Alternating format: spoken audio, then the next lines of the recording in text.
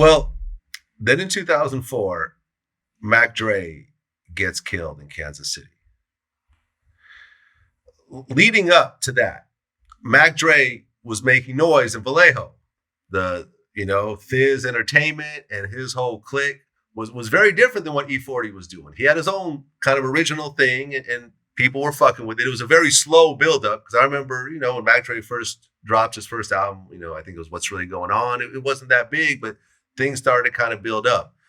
Before Mac Dre got murdered, did you guys have any sort of relationship or no? Actually, it wasn't a relationship. But we didn't have any problems with each other.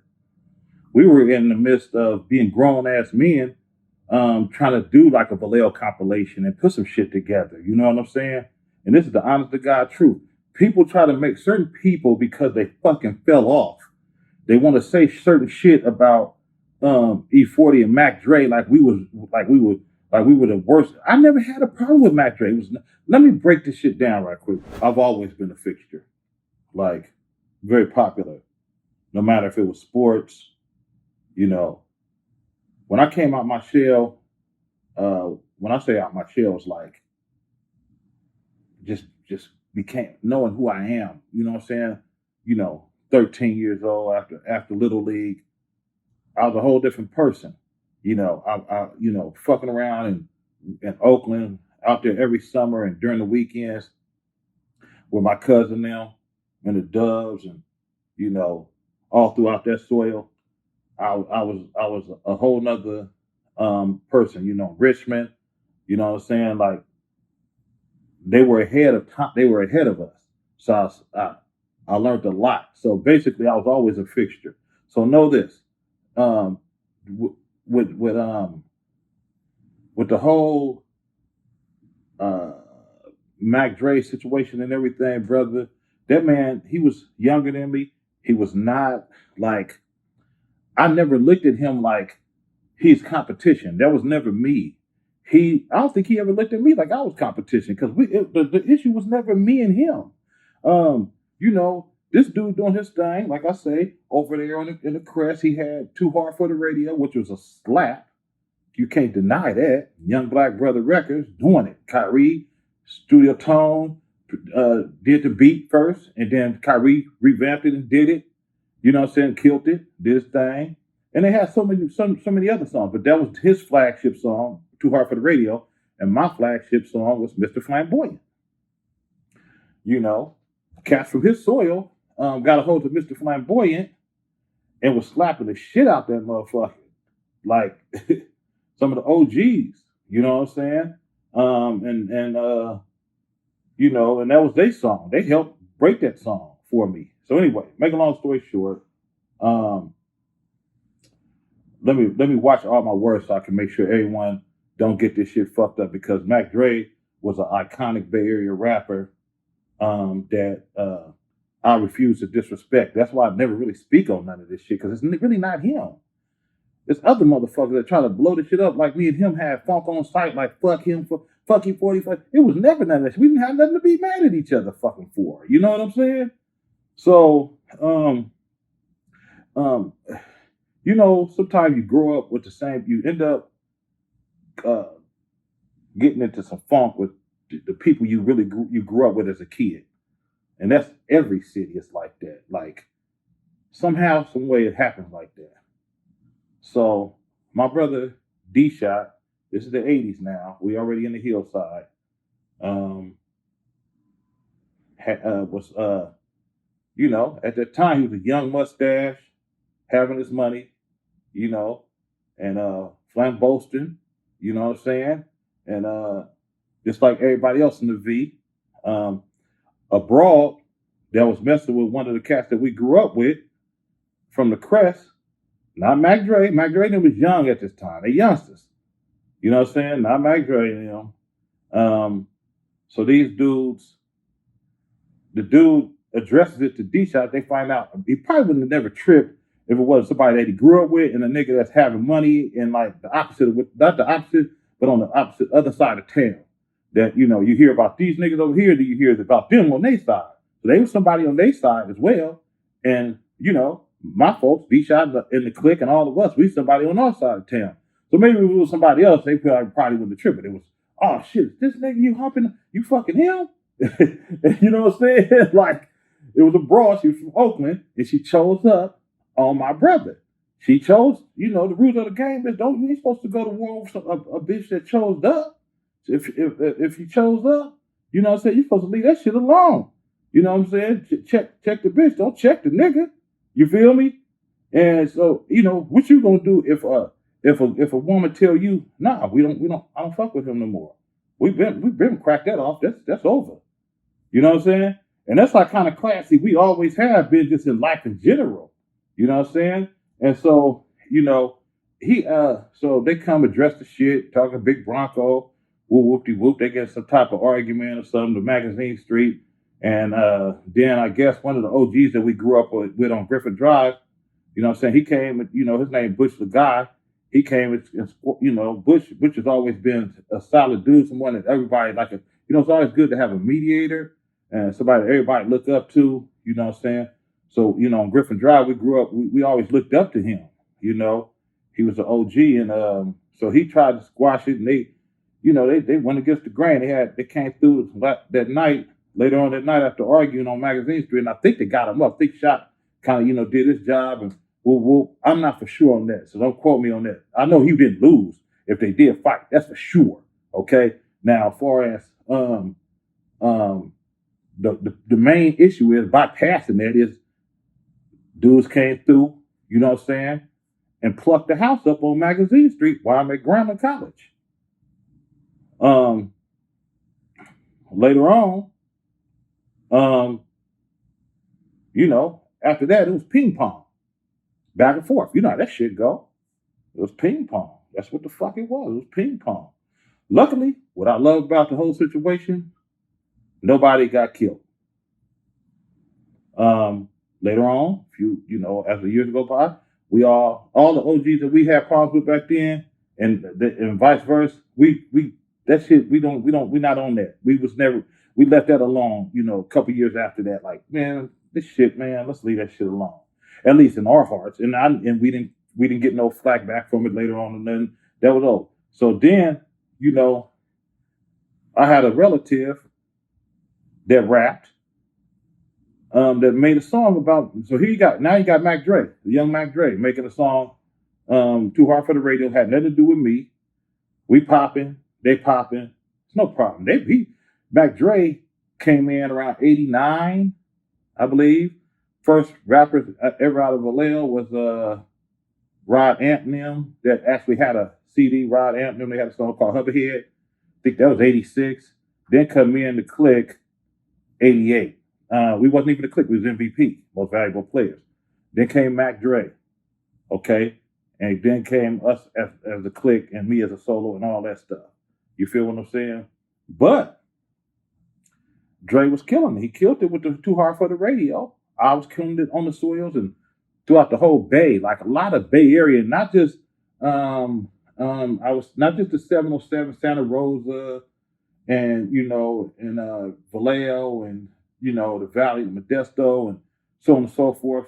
I was like, motherfuckers started fucking with me because I was speaking their language for show.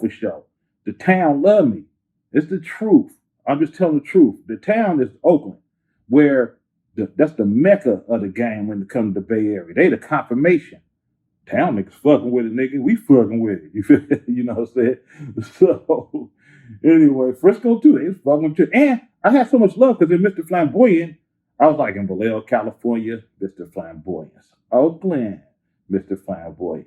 East Palo Alto, Sacramento, Stockton, Pittsburgh, Reno. I was talking about, I was yelling all the soils and shit. You feel me? And they was like, man, that nigga hard. He only spit, he yelling us out, but he's spitting that shit, So anyway, we got a relative that made a song about Dre just out of nowhere. We didn't tell him to do it. He just started, in Vallejo, what they do, they sig. Sigging is signifying, it's like, other people might call it ranking or talking about each other or whatever, just like, I don't know what the other words is. We just call it sigging in Vallejo. That's one of the Vallejo words. And they was sigging and, that shit went bad, niggas sigging. That's regular conversation. You know what I'm saying? So he made a song about him, and it got kind of personal. They kept going back and forth. Then my name pop up in this shit. I'm like, man, I'm letting these young niggas they doing their thing. You know, I don't even like it because he just threw a rock at Dre, and Dre didn't even start the shit. You know what I'm saying? My relative started the shit. You know, we didn't tell him to do it. So at some point, it got personal. I had to have his back. And the little shit that I said about the shit wasn't even really nothing spectacular. It was just a couple of shit. He said a couple of things. We never made a full song about each other. None of that shit. Dre, fuck around, go to jail. Okay? The song that I had at the time that was going crazy was a drought season and stuff like that. He had California Living, stuff like that. You know, but the thing that the bottom line is it was never me and Dre. Okay. It was never us. My relative threw a rock at him. You know, and when I say throw a rock, it's like, you know, threw a punch at him far as lyrically. You know what I'm saying? Okay, then Dre go to jail. He in there for about 6 years. I've hollered at him through mutual friends during that 6 years for sure. Nothing but love. That's why I tell people right now, they say, man, Dre, 40 and Dre hated each other. Not them lies. When a relative or whoever the fuck it is, when they down in life and they're not popping, that's all they had in their life was to just say something about that kind of shit. That was the only way they claim they fame. They got a point, and people believe it because they're your relative. They don't have nothing. So they was like, man, well, 40, I'm the bigger name. Me and Dre, we got the big name. So you gotta point the finger at somebody, right? Okay. So if a motherfucker had a song right now that Dre said between 93 when he went to jail to 2004 when that man passed away, I would love for them to bring it out. They never did because it's nothing. Because Dre wasn't on that page. He was a grown ass man, solid, doing this motherfucking thing and on his way to become even bigger. You feel what I'm saying? So it's fucked up that, you know, you got square ass motherfuckers out there, you know what I'm saying, that have been giving me a hard time. Like, man, you know, you wasn't even on that high shit. Yes, I was. Yes, I was, motherfucker. I ain't never moved out of the Bay.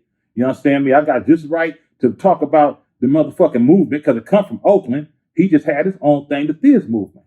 Okay? He did, and he was good at it. And he was a good rapper overall, period. Because I was a fan of Young Black Brothers just as well as he was a fan of Sick With It Records. These are earlier days. You feel what I'm saying? Okay, so basically, let's make a long story short and a short story long, okay? Dre, when he got out, you know, I would talk to him through my brother, Mac and Ass Russ, you feel me? My brother-in-law, you feel me?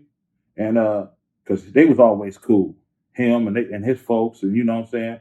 And, you know, we was trying to put a compilation together, you know, and Dre, when he came to matter of fact, 2003. Think about this. Come on, man. Would you show up at somebody's video and come hang out with them and drink Hennessy if you didn't like them? Would you? No. Right. Well, he did. He had no problem with me. I had no problem with him. Him, Miami the most. You know what I'm saying? My Frisco folks, Chuck and them, they was out there. You know what I'm saying? JT the Bigger Figure, Yuck Mouth, all those. We had my video in 2003. It was called Quarterbackin with the Clips.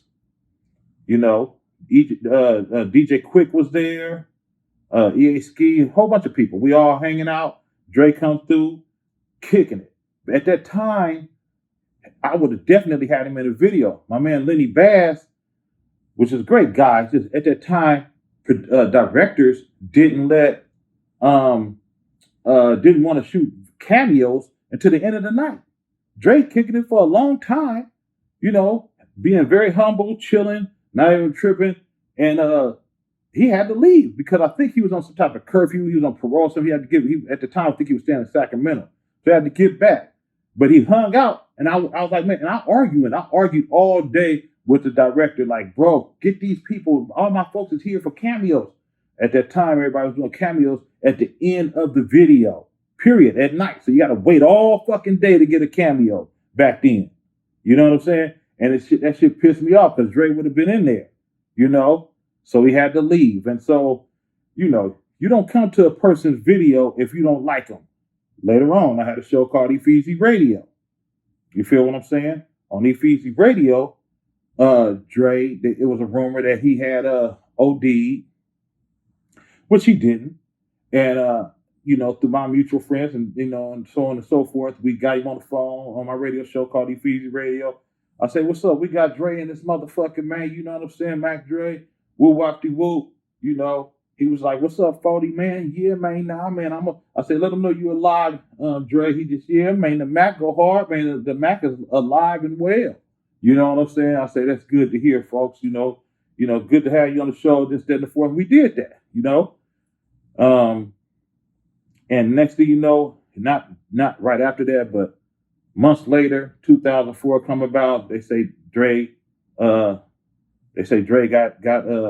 got killed in Kansas City. So I already had the song with the Federation, Hyphy. We had that out. I had a song called Gasoline that the town and all the soils was fucking with. It was me and Turf Talk on the hook. Matter of fact, Turf Talk, I did a song. My artist, my cousin and my artist, Turf Talk, I did a song called Hubba Rock. And I was glad that him and Dre did that. You know what I'm saying? And and so Dre wouldn't have did that if he fucked with Turf Talk, and if he didn't just like me, he wouldn't even did that.